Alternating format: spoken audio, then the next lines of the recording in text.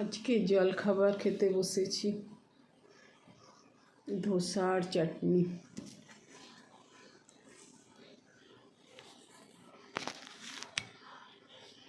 নমস্কার বন্ধুরা, জয় শ্রীকৃষ্ণ।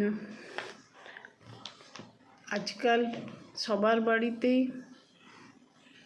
ধোসাটা খুব প্রচলিত হয়েছে, খুব স্বাস্থ্যপ্রদ হয়েছে। ধোসা, ইডলি, দক্ষিণের যে খাবারটা আমাদের সবার খুবই পছন্দ, বাচ্চারাও খুব পছন্দ করে। আর কোনো সাইড এফেক্ট হয় না, কারণ তেল বেশি থাকে না, খেতেও ভালো। সপ্তাহে 2-3 দিন সুন্দর খাওয়া যায়,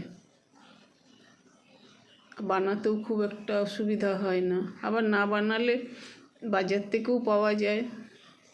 জায়গায় জায়গায় ঠেলাওয়ালারা সব সকালেই তৈরি করে রেখে থাকে।